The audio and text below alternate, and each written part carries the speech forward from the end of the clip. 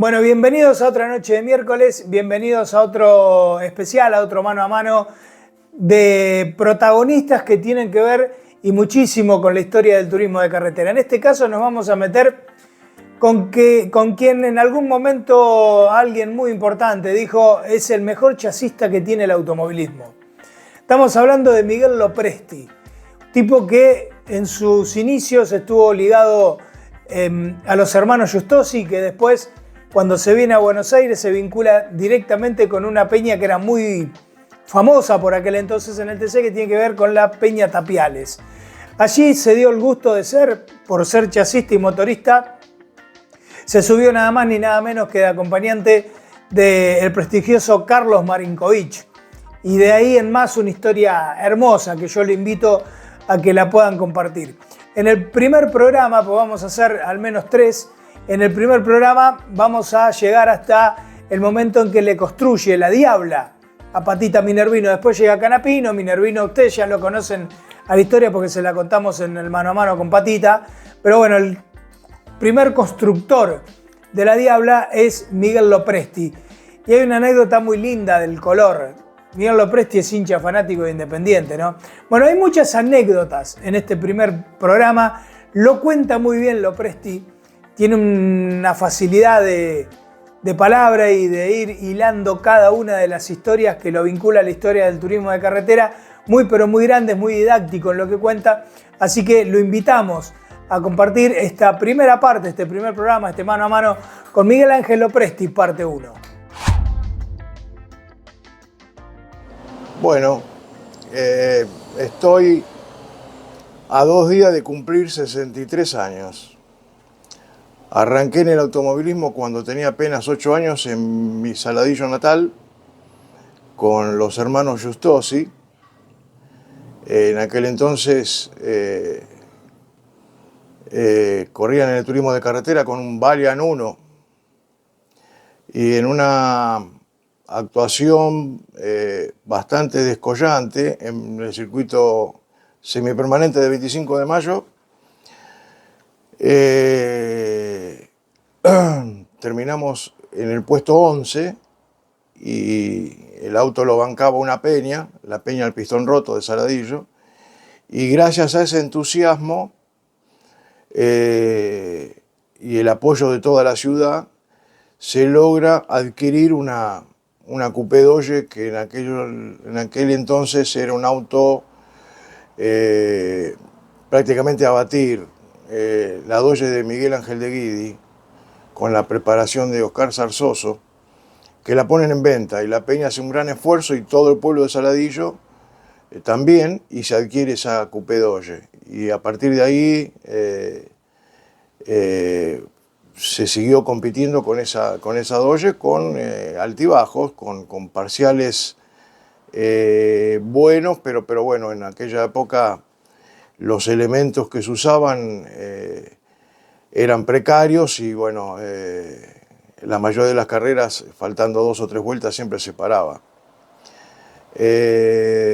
Ahí empezó mi gran pasión por el automovilismo, que me inculcaron Carlos y Miguel Giustosi, y después por cuestiones de trabajo de mi padre, que era viajante, lo trasladan a Buenos Aires y yo acá en Buenos Aires con 16, 17 años me contacto con la gente de la Tapiales Autopeña y ahí continúo mi trabajo, mi pasión por el automovilismo con la Dodge de la Peña Tapiales.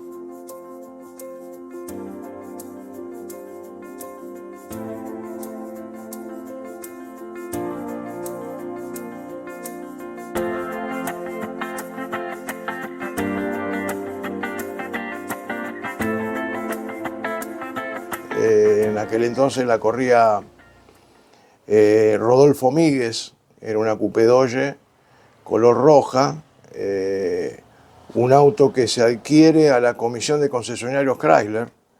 No era un auto que se había comprado en la calle, que estaba funcionando y se desarmó, sino que era un casco pelado. Y bueno, ahí se comenzó con la construcción del auto y hasta que lo terminamos y empezó a correr, debuta con esa Dodge Rodolfo Míguez. Rodolfo Míguez corre unas 2 o 3 temporadas con ese auto y ahí comienza su carrera deportiva como acompañante de Rodolfo Míguez, el actual presidente de la ACTC hoy, Hugo Mazacane. Los comienzos de Hugo Mazacane fueron con la Dodge de la Tapiales Autopeña de copiloto. Pero en aquel entonces el reglamento del TC, con 7 o 8 carreras de copiloto, te permitía dar un examen en el Autódromo de Buenos Aires y pasar de copiloto a ser piloto. Tenías que hacer un tiempo prudencial, que era con un auto medianamente bueno, el tiempo salía, entonces adquirías la licencia de piloto. Así fue como Hugo Mazacane logra tener la licencia de piloto y debuta como piloto con la Dodge de la Tapiales Autopeña. En ese año que corre Hugo, en aquellos años había una gran rivalidad entre Roberto Mouras y Oscar Castellano, donde sufre Roberto Mouras el despiste con una Dodge.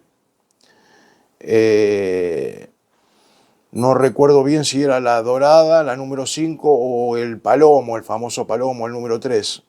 Pero bueno, el auto no sirvió más y por la relación que teníamos nosotros con Wilkie Pedersoli, porque la mecánica del motor, la preparación del motor corría por cuenta de ellos, la Peña le cede el auto a Roberto Mouras y corre una carrera en Buenos Aires con la Dodge de la Peña, con el número 3.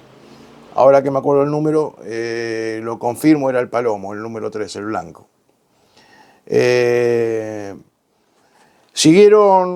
Mazacane corrió una temporada con esa Dodge y bueno, se desvincula de la Peña y la empieza a correr. Una sola carrera la corrió Antonio Aventín, que vamos a correr a Bahía Blanca con el número 29. Corre una sola carrera y a la carrera siguiente, cuando se baja Tony, comienza su etapa en la Peña Gustavo de Glantoni, que hace muy poquito tuvo un grave accidente con su helicóptero y falleció. Nos unió una gran amistad con Gustavo, tuvimos 3 temporadas muy buenas con él, una gran persona, un gran amigo. Y bueno, cuando se baja Gustavo, se sube Luis Di Palma, el famoso Loco Luis, donde Luis no tenía el presupuesto para poder correr el auto, pero el tipo le propone a la Peña él hacerse cargo de la atención del auto. Entonces, de la sede de la Peña, tuvimos que abandonarla. Se usaba para las reuniones de comisión directiva nada más, pero el auto pasa a tener residencia en Arrecifes, en el taller propio de Luis. Ahí con todo su grupo de mecánicos me sumé yo. Los comienzos de Albertito Canapino, que era empleado de Luis, el auto lo hacíamos conjuntamente con él. Tuvimos una etapa ahí donde trabajábamos con Luis, que se termina por un compromiso que él afronta con el equipo oficial Ford en el TC2000, con la Coupé Sierra, compañero de Marito Gairó, donde Ford no le permitía correr con otra marca que no sea Ford. Entonces, inexorablemente se tuvo que bajar, tuvo que dejar la butaca.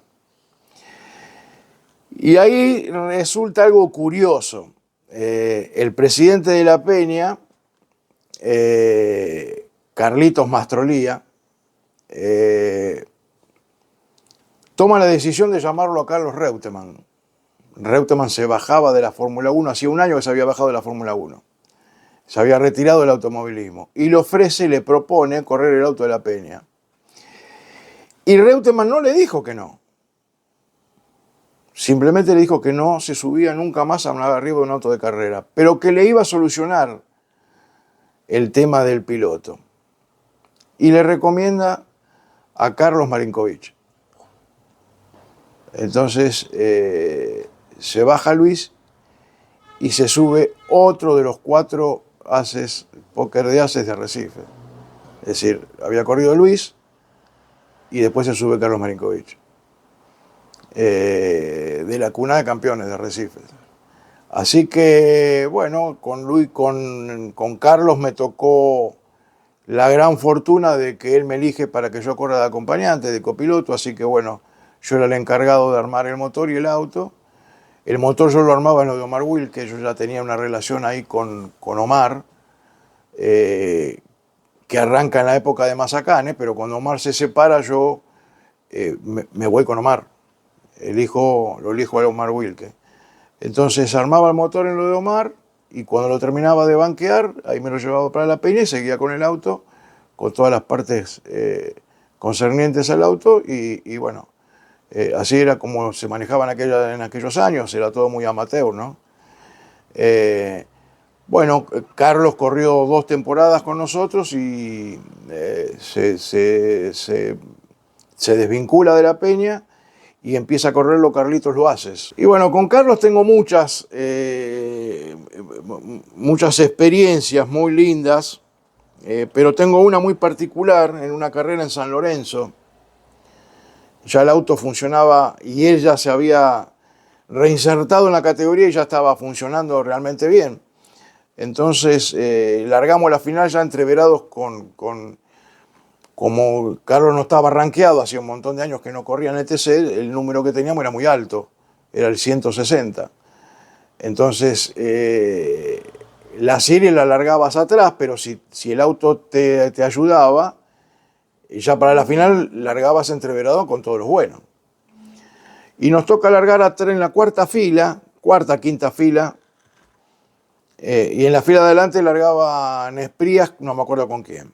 Y en la segunda vuelta lo alcanzamos a Nespría, pero el auto de Nespría iba rápido. Es decir, ya no era tan sencillo superar esos autos.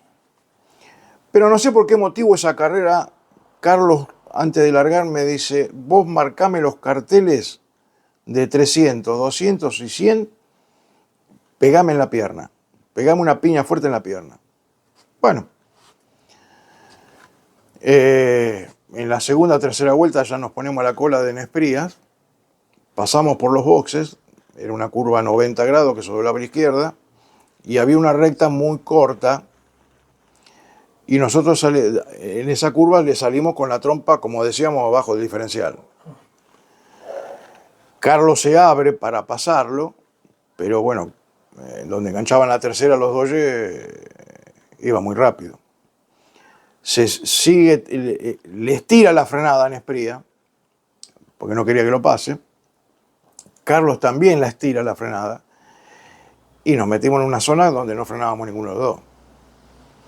Entonces Carlos, ¿qué hace? Le pega una patadita al freno, se mete atrás, y le pegamos un bombazo tremendo. Que yo me asusté, es decir, porque Nespría no dobló, obviamente, lo sacamos afuera, pero estaba muy cerca de los árboles. Entonces yo me asusté hasta donde me dio el cuello, yo me di vuelta y vi que el auto venía haciendo trompos, pero después llegó un momento que no lo vi más. Nosotros pudimos doblar, es decir, fue una maniobra que la eligió Carlos, es decir, porque si él no se metía atrás de Nespría no doblábamos ninguno de los dos. Entonces, ¿qué hizo? Al pegarle, el auto nuestro se frenó y doblamos. A la otra vuelta cuando pasamos ya el auto de Nespría no estaba, entonces ahí me quedé más tranquilo, digo, bueno, zafó, no le pegó a nada. Termina la carrera, que saben que esa carrera nosotros terminamos sexto, séptimo, bastante bien. Y lo primero que hago cuando nos bajamos, lo agarro a Carlos y le digo, Carlos, vamos a verlo a Nespría a pedirle disculpas, porque la maniobra que habíamos hecho, la verdad que fue una maniobra fuera de lugar. Ya Nespría se había ido. La carrera siguiente, a los 15 días, era embarcarse. Yo estaba medio enemistado con Carlos. Un tipo, Carlos, yo lo adoraba a Carlos, pero era un tipo difícil para convivir. Estábamos medio peleados y termina la clasificación el sábado y cuando nos vamos al hotel, cuando entramos al hall del hotel, estaba Nespría con todo su grupo de mecánicos ahí tomando un cafecito. Entonces lo caso al ruso y le digo, Carlos, le digo, vamos, mira, y le digo, ahí está sentado Nespría, le digo, ¿por qué no vamos a pedirle disculpas de la carrera pasada? Me dice, bueno, acompáñame, presentámelo porque yo no lo conozco. No te haga ningún problema, yo te lo presento. Nos arrimamos a la mesa, Nespría cuando me ve, se para, me saluda, me da un beso, le digo, Juan Carlos, le digo, Carlito te quiere pedir disculpas del toque de la carrera pasada en San Lorenzo. Y ahí se le arrima Nespría a Carlos y dije, chao. Le digo, acá lo pone. Nespría, un animal de grandote. No, el tipo se paró, le da la mano y Carlos se empieza a excusar, a pedirle disculpas de la maniobra que había hecho, y Nespría nunca le largó la mano. Mientras Carlos le hablaba y le comentaba, Nespría lo escuchaba con mucha atención, pero no le largaba la mano. Y cuando termina de hablar Carlos, agarra Nespría y le dice, mire, señor Marinkovic, me dice, cuando yo era chiquito, mi papá me llevaba a las carreras. Y mi papá era hincha suyo, era hincha de Carlos Marinkovic. Así que yo le quiero decir que usted, para mí es un honor que me haya chocado, que me haya sacado fuera de carrera. Y usted tiene el permiso para sacarme todas las veces que usted quiera de una carrera. Así que no se haga ningún problema. Y yo cuando escuché eso no lo podía creer. Una de las tantas anécdotas que tengo del automovilismo y con Carlos, ¿no?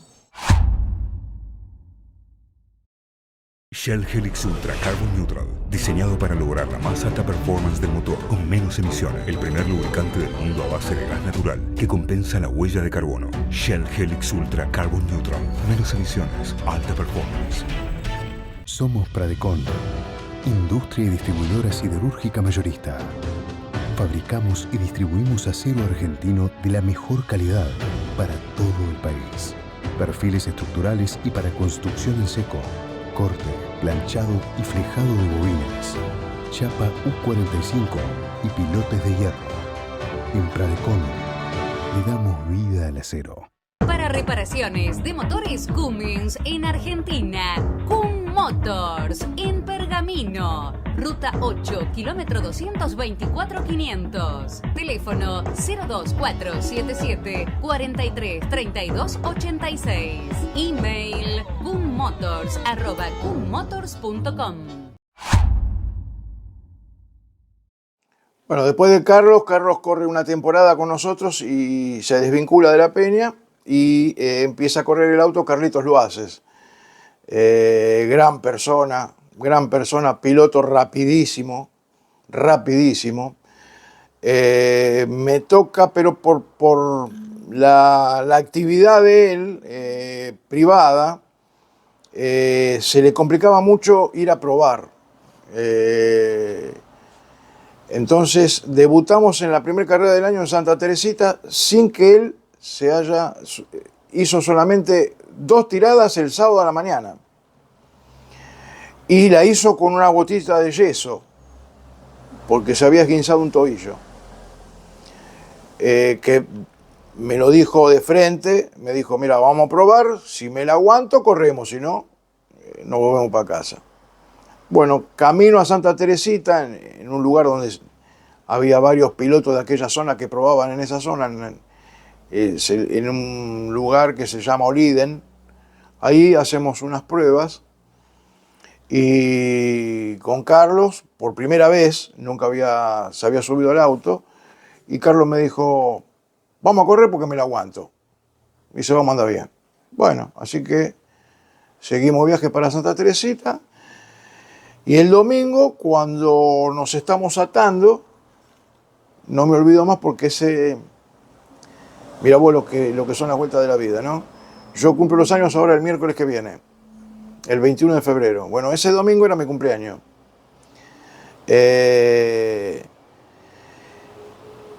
Y largamos la serie cuando nos atamos, que estamos saliendo de los boxes, Carlitos me dice, ¿con quién largamos? Le digo, con Luisito Hernández. Cuando le dije Luisito Hernández se puso loco. No sé, se ve que habrían tenido algún roce, algo, bueno. El tema que largamos adelante de Luisito y cuando llegamos a la curva del autocine seguimos de largo. Medio que nos subimos arriba de un montículo de tierra, no rompimos nada, no pasó nada, pero bueno, nos retrasamos. El circuito de Santa Teresita tiene una recta, la recta de atrás es una recta súper rápida. En esa época no había chicanas, donde había un curvón que se hacía a fondo, pero no todos lo hacían a fondo. Bueno, Carlitos lo hacía a fondo. Y yo la primera vez cuando lo transitamos dije, chao, listo, acá fuimos. Nunca más. Lo voy a decir. Yo rogaba que se cortara una biela. Y digo, esto se tiene que parar porque era de terror. Esa parte era, no sabíamos dónde íbamos a caer, pero él lo hacía a fondo. Y en ese sector se había quedado Rubencito Salerno.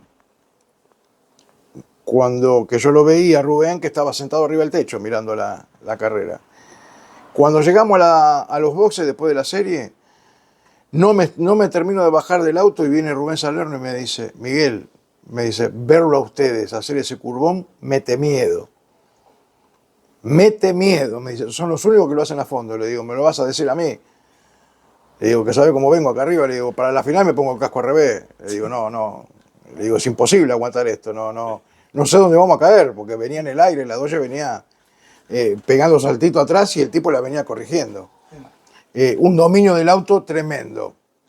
Mirá que me subí con muchos pilotos en muchos autódromos, pero por ejemplo en Buenos Aires, lo rápido que hacía el Saloto Carlitos Loaces, nunca me subí con un piloto que lo hiciera tan rápido. La verdad, un pilotazo, pero ya era una época donde tenías que darle no te digo que de ser profesional, pero tenías que hacerte un lugarcito para dedicarle al auto de carrera, es decir, estar más familiarizado con el auto. Y Carlitos lo hace, lamentablemente, por su actividad particular, se le hacía muy difícil. Pero la verdad, una excelente persona y excelente piloto. Después de Carlitos Loaces, viene el arquitecto de Montegrande, Julio Roberto Colabello, gran amigo, hasta el día de hoy sigo en contacto con él, nos encontramos, una gran persona, muy buen piloto, complicado con el presupuesto. Un piloto de primer nivel, pero se le complicaba mucho el tema de juntar el dinero. Para el automovilismo fue siempre complicado con el tema de los presupuestos. Y bueno, después de Julito Colabello, viene una etapa donde aparece Huguito Olmi.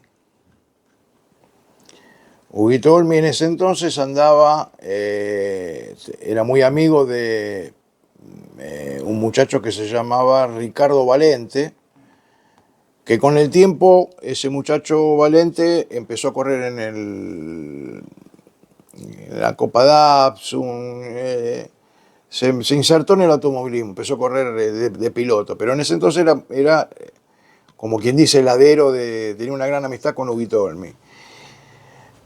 Este muchacho, Ricardo Valente, es el cuñado de Eduardo Menem.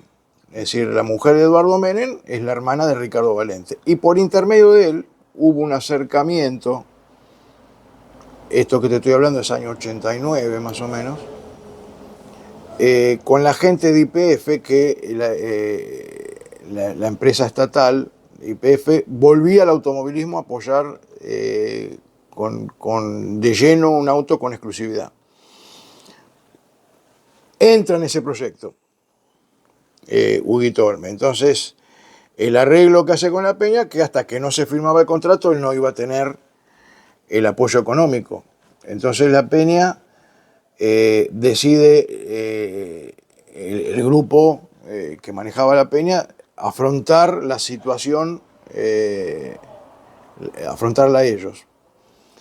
Entonces se adquieren elementos nuevos, 0 kilómetros, como una tapa de cilindro, un cigüeñal, un block, hacemos un motor totalmente nuevo.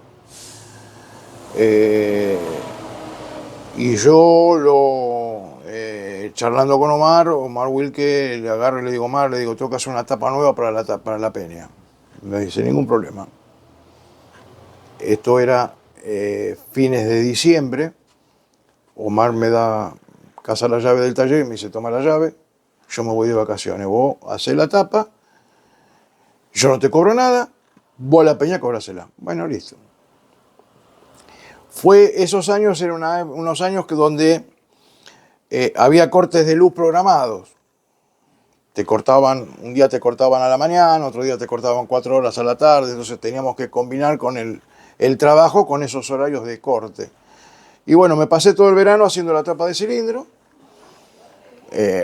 No soy un genio haciendo la tapa de cilindro, pero como era para el motor que iba a armar yo, le presté un poquito más de atención y más amor y más pasión que si fuese para otro, ¿no? Entonces, en aquella época donde vos podías trabajar los elementos, porque el reglamento era más abierto, gran parte de la performance del motor estaba ahí. Estaba en la tapa de cilindro, el múltiple de admisión, el carburador. Y bueno, realmente salió un elemento fantástico. Cuando terminé de armar el motor y lo banqueamos, ya ahí marcó una gran mejora. Fuimos al kilómetro, los tiempos fueron excelentes y decidimos ir a probar a Balcarce con Huguito. Y cuando terminamos, probamos un sábado y un domingo. El domingo le calzo 4 gomas usadas, pero buenas. Y hace un tiempo excelente, que si se hubiese corrido ese fin de semana hubiese hecho el 1. ¿Qué sucede? La semana previa a la carrera de Balcarce, porque ese año se arrancaba al revés. En cambio de arrancar en Balcarce, en Santa Teresita se arranca en Balcarce. Y la segunda carrera Santa Teresita. Esa semana no sé qué sucede con los presupuestos de YPF, que los nombrados eran, en la Fórmula 2 sudamericana era Gabriel Furlan, en el turismo de carretera era Morresi, Caparello y Pernía y Hugo Olmi. No sé qué sucede con el presupuesto de Furlan, que desaparece plata. Los contratos se firman en el 10º piso y cuando llegan a la planta baja faltaba plata. Ahí no sé qué sucede, queda fuera del proyecto Hugo Olmi. El auto queda listo para ir a correr, armado, cargado arriba del tráiler, y la Peña decide no ir a correr. Esto fue principio del año 90. Yo ese jueves, no me olvido más porque fue un jueves, le pregunto a los integrantes de la Peña, le digo, ¿vamos a ir a correr? No. Bueno, me junté las cositas que eran mías y le dije, chau, hasta mañana, y hasta el día de hoy no fui nunca más. Ahí se terminó mi relación con la Autopeña Tapiales.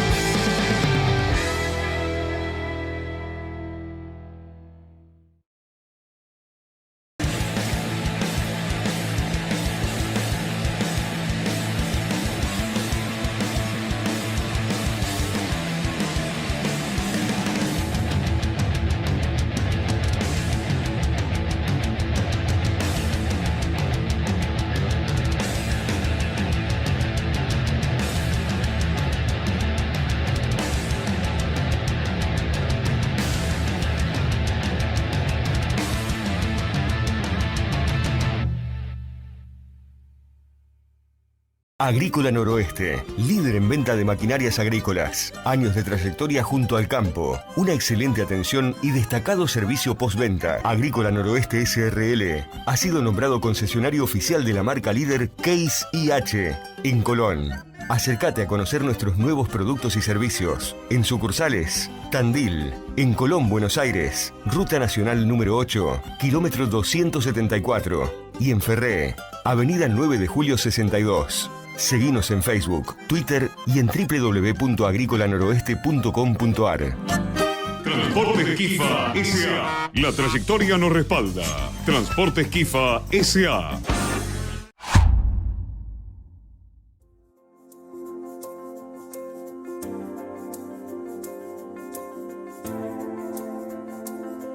Bueno, cuando me desvinculo de la Peña Tapiales, al otro día, tempranito me voy al taller de Omar. Me pongo a charlar con Omar y le digo, Omar, estoy a su entera disposición. Y Omar me dice, bueno, dale. Me dice, ponete a trabajar en el motor del Pato. Y ahí arranqué mi etapa con Omar y con la Chevy del Pato, que venía de la desvinculación del taller de Jorge Pedersoli, porque el Pato al recibir el auspicio de la petrolera necesitaba tener un apoyo único, exclusivo. Y Pedersoli no se lo podía dar porque en ese momento lo tenía Roberto, a Mouras. Entonces, por intermedio de amigos en común del Pato y Omar Wilke, uno de ellos, Carlos Marinkovic, se reúnen con Omar. Omar, cuando él decide separarse de Pedersoli, lo que quería hacer era armar un taller con desarrollos de elementos, pero no atender autos. Pero bueno, en un principio, el proyecto de YPF no le dicen que era con Morresi, se lo dicen que era con Carlos Marinkovic. Y Carlos Marinkovic es un tipo que es atrapante.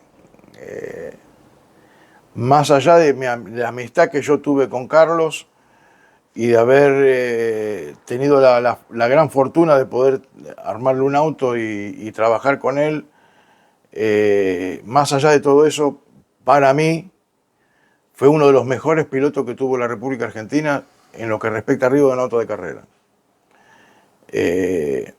Inclusive hasta Juan María Traverso, él siempre lo dice, que para él el mejor piloto que él conoció fue Carlos Marinkovic. Pero bueno, en el proyecto figuraba que iba a correrlo Carlos, el HB. Y cuando se va a firmar el contrato, ahí le dicen la verdad. Es decir, Omar firma y ahí le dicen, bueno, no, el auto no lo voy a correr yo, lo va a correr Morresi. Entonces ahí arrancamos la etapa con el Pato, que fueron 3 temporadas muy, muy buenas. Pero bueno, donde tuvimos la oportunidad de ganar carreras, pelear los campeonatos. Pero bueno, después yo siempre digo que en el automovilismo y más en el turismo de carretera, mantener relaciones muy extensas entre los pilotos y los preparadores y los chasistas es medio complicado. Algunos se van bien, otros no tan bien y otros se van mal, pero siempre es una rueda, siempre se van, vuelven, es medio problemático el tema. Bueno, por una desinteligencia se separa, el Pato se va del taller. Yo el primer año estuve con los motores, el segundo año, por pedido de Morresi, me pide que me haga cargo del auto, así que paso al taller de enfrente, el de Omar, y me hago cargo de lo que era el auto en sí. Y medio como que quedo medio identificado con Chevrolet.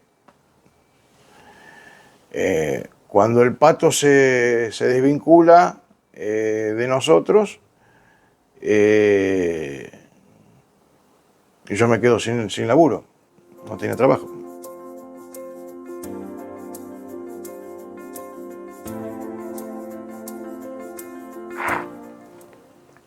Entonces el primero que viene, Patita Minervino. Viene Patita en la semana y bueno, me dice, che, qué macana, se fue el pato. Me dice, ¿qué tenés que hacer el domingo? Digo, nada. Me dice, bueno, venite a comer, con la flaca venite a comer un asado del taller, a casa. Listo, agarramos el auto el domingo y nos fuimos tempranito a Chacabuco. Terminamos de almorzar y Patita me dice, vamos hasta el taller. Vamos al taller y cuando entramos al taller me muestra un casco de Chevy inmaculado. Arenado, nada podrido, impecable. Me dice, ¿te animás a hacerlo? Le digo, obvio, ¿cómo no me voy a animar? Le digo, tardaré un poquito más, pero hacerte lo voy a hacer. Bueno, mañana te lo llevo. Y el lunes, tempranito, se me vino con la camioneta, el trailer y el casco de esta Chevy, y ahí le empezamos a meter mano.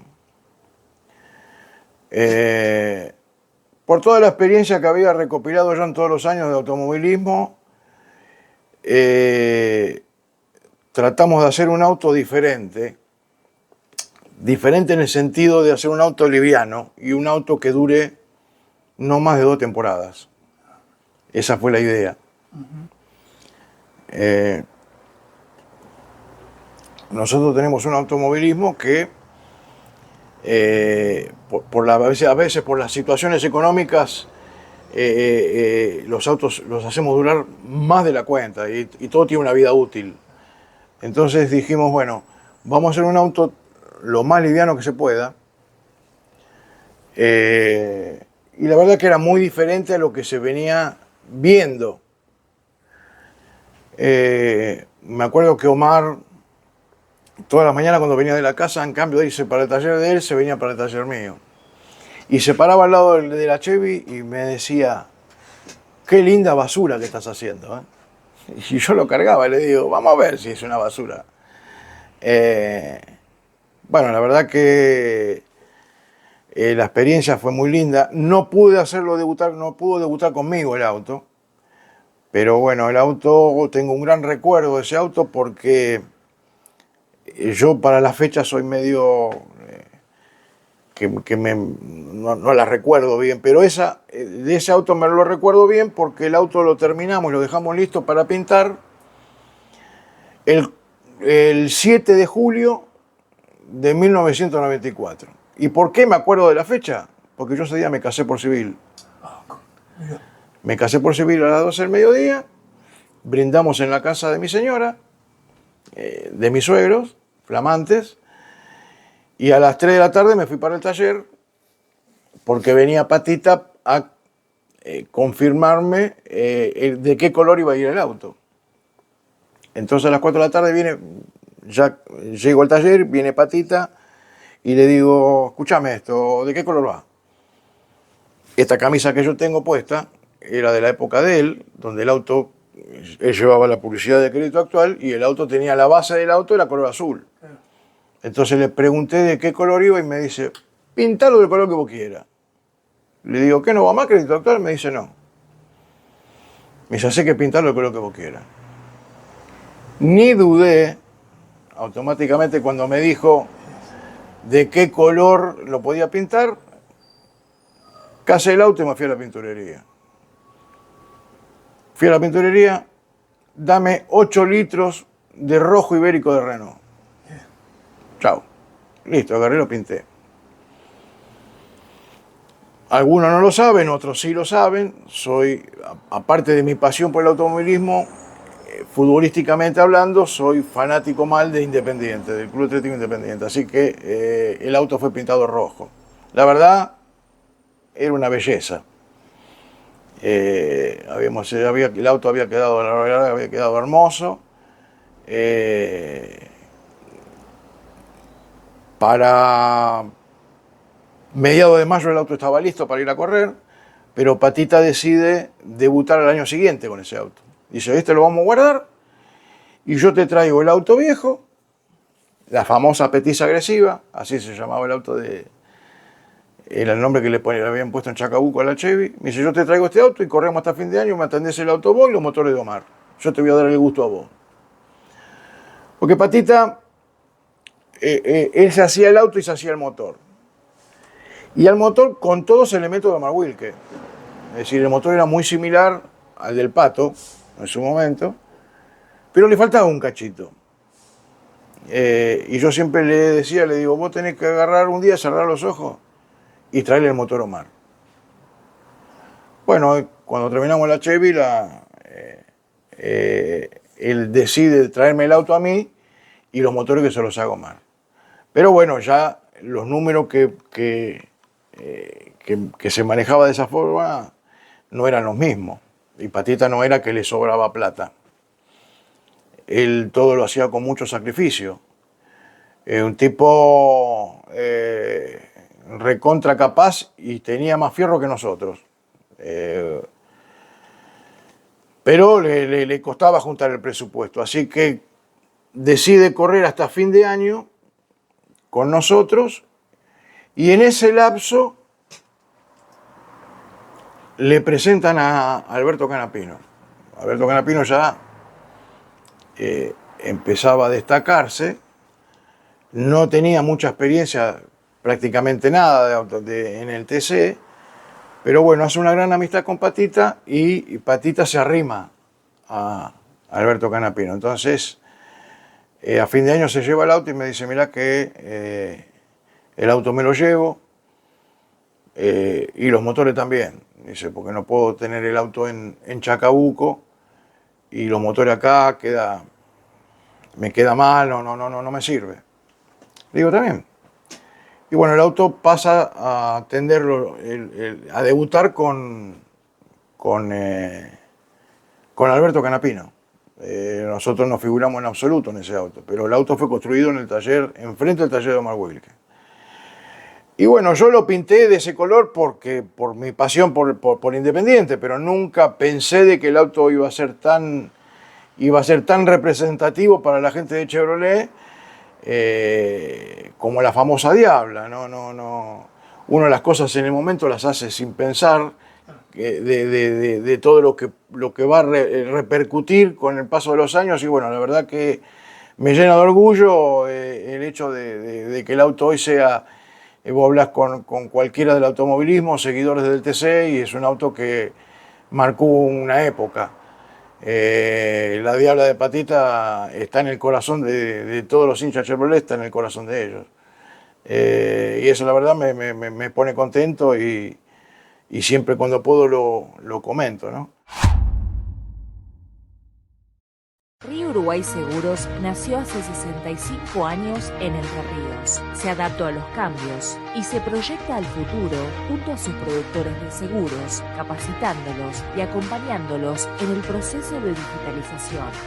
RUS es la única aseguradora con calidad certificada que ha desarrollado seguros por la equidad, seguros de movilidad sustentable, seguros de salud, seguros para el agro, entre otros, para cuidar la vida y el patrimonio de los argentinos. RUS, 65 años, transformándose hacia el futuro. Transportes Veraldi de Wilde al país. Cargas en general. Transportes Veraldi apoyando a su piloto Cristian Veraldi. Servicio El Sauce, Sociedad Anónima, roscas, transportadoras, cintas, relders, galpones, montajes, obras civiles, asesoramiento técnico y obra llave en mano. Servicio El Sauce, Sociedad Anónima, Avenida Jauregui y Santa Inés, teléfono 02477 43 77 85. Bueno, este es nada más que el principio, queda muchísima historia. Queda llegar a la etapa de Trepat. ¿Sí? Él fue constructor del Ford que después termina corriendo Guillermo Ortelli. La primera etapa de Guillermo Ortelli, la llegada de Guillermo Ortelli en el equipo Trepat, Miguel Lopresti era el chasista. Hay una historia imperdible de esas primeras chicanas que tenía que transitar Guillermo Ortelli, la falta de experiencia de quien después ganó todo y que es indiscutible dentro del turismo de carretera, pero está muy bueno conocer el primer paso de Ortelli dentro del turismo de carretera. Miguel Lopresti es el que le tiene que decir al Guri Martínez que Trepat lo baja de ese Ford, la tapa Walter Hernández. Bueno, queda mucho, pero muchísima historia contada en primera persona por Lopresti, por Miguel Ángel Lopresti, fanático independiente, como lo dije, y un gran constructor del TC. Formó parte, junto con Wilke, con Pedersoli, con grandes nombres del turismo de carretera, de una etapa dorada del TC. Lo espero la semana que viene para la parte 2 de este gran mano a mano. Gracias.